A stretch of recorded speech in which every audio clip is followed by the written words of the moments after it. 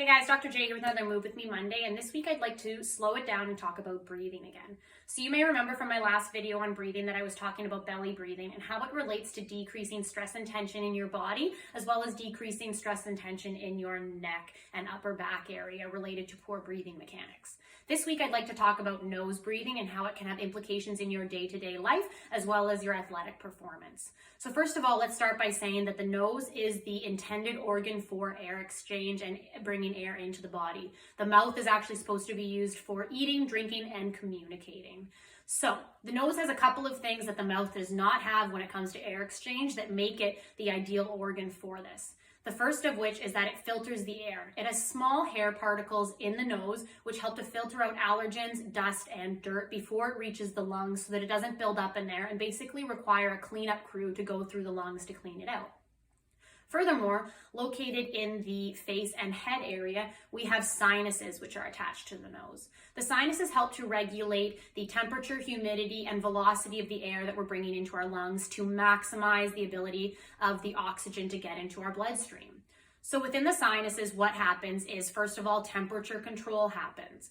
Any air that comes in is regulated to a temperature of around 37 degrees Celsius, which is ideal for our lungs to deal with. There's no injury to the lungs that way. It's not too hot, not too cold, and it really maximizes the ability of oxygen to get into the bloodstream. Furthermore, it helps to humidify the air. So regardless of the humidity of the surrounding air or the air that you're bringing in, once it goes through the sinus systems, it brings it up to about 100% humidity. This water helps to protect the lungs and increase the ability of oxygen to get in and out of the bloodstream.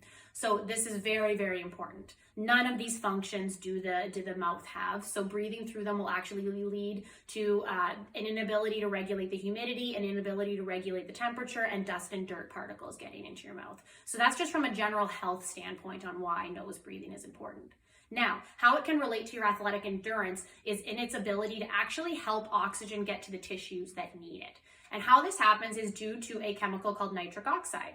When we breathe through our nose, our body releases this chemical, nitric oxide, which then in turn helps increase carbon dioxide or CO2. You may think to yourself, I don't want CO2 in my bloodstream, that's counterproductive. But what actually happens is that the more CO2 that comes into the bloodstream, the better at the lung level and the tissue level your body is at exchanging and bringing oxygen in. Oxygen has an affinity for CO2, and having high CO2 actually helps with the oxygen exchange. So it makes it more efficient. If you have low levels of CO2, which happen through mouth breathing because we're breathing quicker, your oxygen is not getting in as efficiently. So for every breath you take, you're actually putting out more oxygen. It's not as efficiently getting into your lungs. You're breathing out a higher proportion of oxygen every time. So how this relates to your athletic endurance is literally getting more oxygen to the tissues that need it. So in order to get better at nose breathing, you have to practice it. The main thing is to practice nose breathing in your day-to-day life. So what you should try is try doing it in the sitting position first, as it may feel weird to you because we're changing our breathing habits. You would then escalate to trying it while you're walking around and during daily activities, and then you would try to put it into your athletic activities. So nose breathing is literally as simple as taking a breath in through your nose and letting it out through your mouth.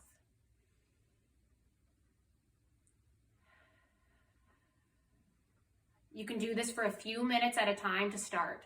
Now, if doing this in the sitting position, you're really finding that you're having a hard time getting air in through your nose, and this doesn't get better after trying it a couple of times, you may have some nasal obstructions, which you may need to go to your nurse practitioner or medical doctor to talk about. Things which can do this are chronic sinusitis, nasal inflammation, and allergies. So they would be best at determining what is causing your nasal inflammation and helping you clear that so that you can better become a nose breather.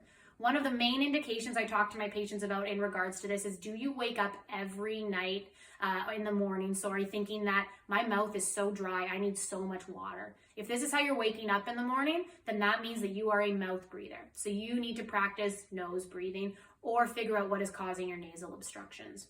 So I hope this provided you guys with some information on how nose breathing is beneficial for you as a person, how it helps your lungs, your general health, and it can increase your athletic performance. If you guys have any questions about any of this, please feel free to reach out to us. As always, stay safe, everyone.